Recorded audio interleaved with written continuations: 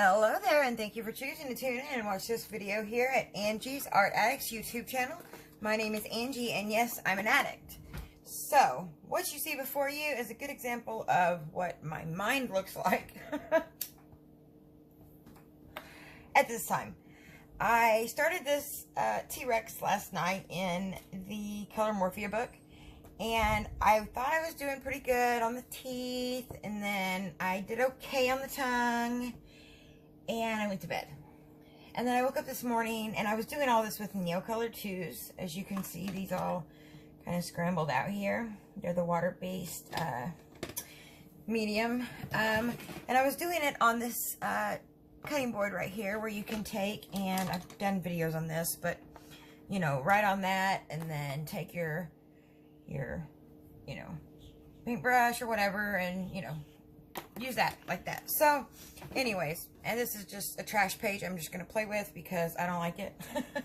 So anyways, I just am so chaotic in my mind. Good God, forgive me if that offended anyone, me saying that, but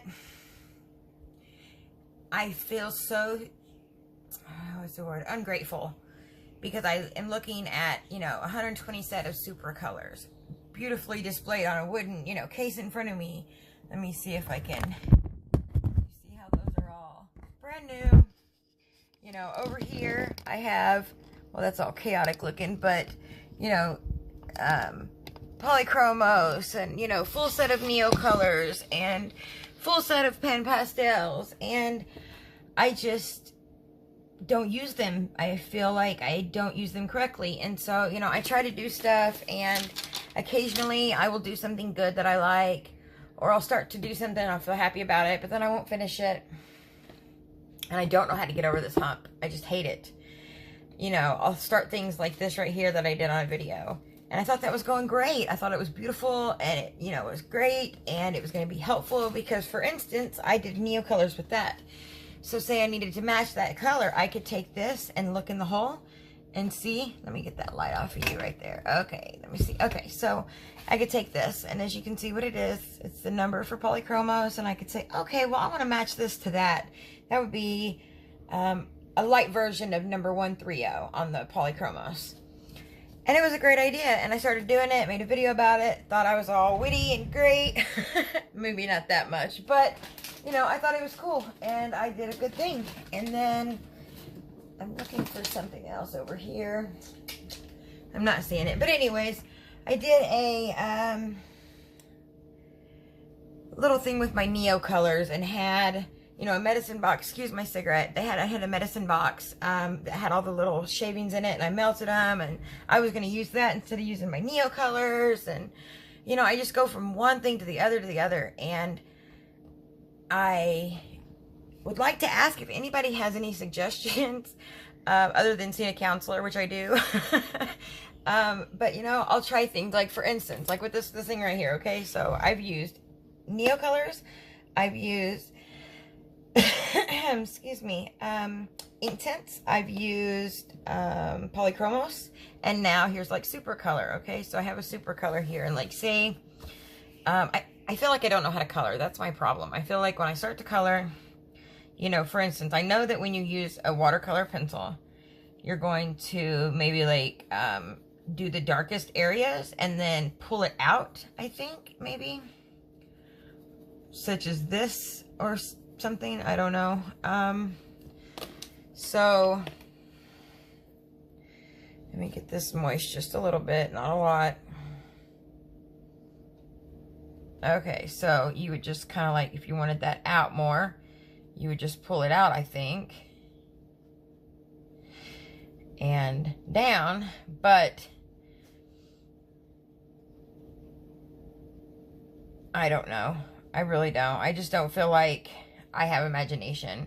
And so I search and I search and I search for YouTube videos that have, from beginning to end, real-time coloring, and I just can't seem to find any that are like that. That I also have the medium and the book, which I do have most of the, you know, popular books. And so if anybody has any suggestions about that, I would love to get any help. And I'm really eager and wanting to use my pan pastels as well as my pastel pencils. I tried to go on the whole, I'm going to be an original artist, which I can't draw for anything. But I tried to do like the pastel mat with the pastel pencils, the pan pastels, and I just felt like I wanted to cry when I did it. So I wanted to make a video today about using pastel pencils and coloring books because it is possible. And like I was playing around before I made this right here in this flower. I had played around a little bit and was going to show you guys that it is possible. I just touched that and it didn't come off too much. It could be sealed and do better. But you know, you can use pastel pencils in coloring books, and they really blend amazingly. When I seen how pastel pencils worked in pen pastels, I was just like, that is my calling right there, because I suck so bad at blending and it's so hard for me to like comprehend how to do things and like implement it. And so I wanted to kind of like show you guys what I have seen and what is possible as far as, you know, my knowledge. I was actually kind of surprised. I have two large sets of pastel pencils. I have the 60 Corio, no, not Corio, that's paint. Carvathello, Stabilo Carvathello. And then I have the Brunzil. I think it's a 60 set or 72 set, I'm not sure. But I have both of those. I believe these are all, yeah, these are all Stabilo Carvathello. And then my Brunzil are these right here. And I don't even, did I have any greens in my, I don't even think I had any greens in that. That's almost unbelievable. I had these all in a case, and I took them out because I was using them one day, and just kind of stuck them in this. Anyways, so I just kind of wanted to show you guys that like these can be used really awesome in a book if somebody knew what they were doing. So I'm going to get off the poor pitiful me and kind of like mess with these a little bit. And I do recommend that if you get pastel pencils, or yeah, if you get pastel pencils, that you need to get a sharpener that is specifically made, well, not specifically made, but highly recommended by anybody who has pastels. And the sharpener that I'm referring to is, let me find it. Hold on. Where did I stick it at? Oh, here it is. The D-A-H-L-E. Doll. I don't know how to pronounce it, but let me show you. So, pastel pencils are famous for breaking and not being able to sharpen good. And not being able to get a good point. A lot of people will tell you that you have to use like a, oh, my words are not good today. A crafting knife like this or something. And then people will also take like a sanding block like this that I purchased and kind of like, you know, sit there and do that, which sucks. So I don't recommend it. But let me show you how amazing this works for the pastel pencils. So you take it out, pinch that right there, hold that. See how great that is? You would never, ever get, I can actually get it sharper than that. Let me try another one. You can never get that with a crafting knife, especially not that fast. You see that? That is amazing. And it's not going to break off because I'm not going to use it hard. But, let's see here. I think I used that dark green one, did I? Yeah, I think so. Did I? I don't know what I used. Okay, let's use that dark green one to begin with. Obviously, I don't have any idea what I'm doing. I'm just trying to show you can blend these really cool. So then I'm going to use like a lighter green. Then I'm going to use a sharp, light green, like a lime green there. And then I'm going to take my blender and kind of like blend all these in together. And you see how fast and how far that color goes. Really is amazing. And I mean, I have no idea what I'm doing. But you could see that if you did, you would really get some beautiful effects. And you know, it's not like it's going to smear. People are like, oh, I can't use it in, you know, my book because it's going to destroy everything and this and that. I do have Final Fixative. I've never used it, but, you know, you can. I'm just going to, like, show you, like, the pink and purples is what I did want to show you. And the yellows. There's another one I wanted to show you. Let's see here. I got all of these right here, and it's kind of like the colors that I did in the back. Let me find something. I feel weird doing it. Like, I guess I'll do it on one of these right here. That would be okay.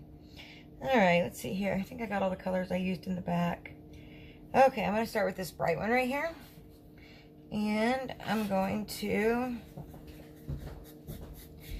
Give me just 1 second, peoples. Are you leaving, honey? Yeah. Okay, bye. Do you have a card plug-in? It's in my card. Get it out, okay, honey? Bye. Bye. Sorry. My boyfriend had just got off work to go to a dentist's office, and he needed a car charger. And I had to be interrupted for a second. So anyways, there's the light color. Here's the next one I would use.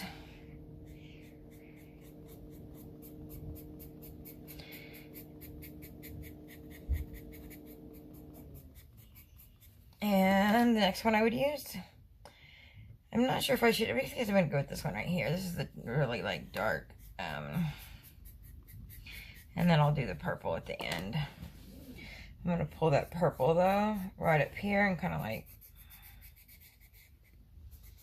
that. Okay, so then I'm going to take my, I think I'm going to try this time. So this is a Fantastics. It is a brush tip. Kind of like a fiber. They're kind of expensive, honestly, I think, for like, you only get like 4 or 5 kind of. Let me see if I can get that a little bit straighter. Okay. Can you see what that is? Anyways, so you can use these with your pastels, pencils. You can use them with your no, that's the medicine. The blender liquid. I was about to say gabapentin. What is the name of that? Gamasol. Oh my goodness, my brain is gone. Okay, so I'm going to start at the light one. Kind of like just blend it in. And go to the dark one. And then start with that one. So anyways, I don't know. I just think there's a lot of possibilities, and I'm kind of disappointed that I don't see people making videos with these, because I would like to learn how to use them. I know that they can be used. I know that they can do really beautiful things. I just don't know how to do it, and I want somebody to teach me. And oh, I missed this color. That's the one I was looking for. That bright. See how bright that is? Grr, I missed it. Anyways. Let's see, these are the yellows that I was gonna show you, sorry. Let's see here. Kind of like ochres, I guess. Let's see what I can mess up. Let me see here. Okay, so let's do this little guy over here, I guess. And let's do another lighter color over here.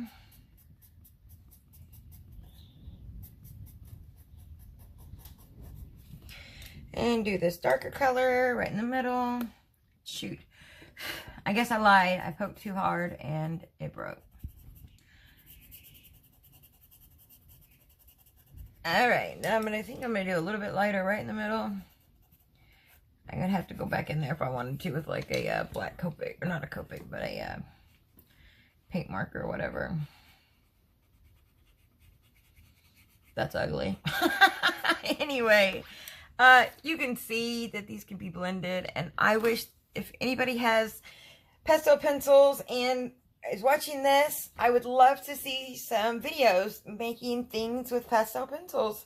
I think they have a lot of potential, and I am appreciative to anyone who's watching this and is still listening after hearing my poor pitiful me stuff. I did also want to show you guys some of the things that you can do. I guess not some of the things you can do, but that you can use pen pastels in any of these books. Like, I like to use makeup brushes now. For instance, let me see here. Where's that white one at? Is it over here? This isn't the one I'm talking about, but you can use them. So there is a tip at the end of makeup eyeliner brushes or eyeliner pencils, and it is the same material that is on the tip of these, like identical. I swear it is identical. And so you can roll, you see how I did that, the tip of your eyeliner thing with pan pastel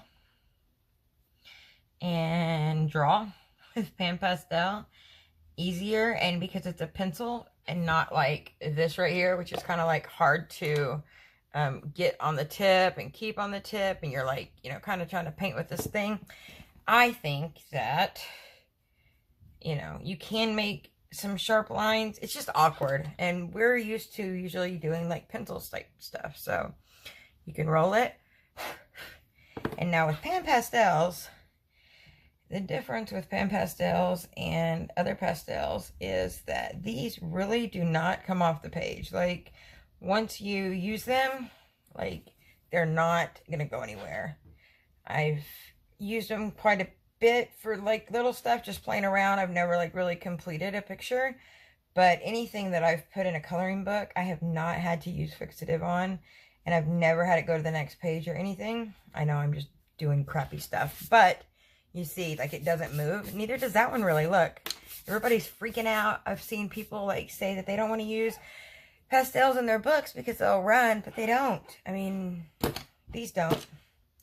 Anyways, this is my little rant. This is my crappy picture, and thank you for watching. Once I get to 200, I'm going to be doing a giveaway, and I have a copy, 2 copies of this book.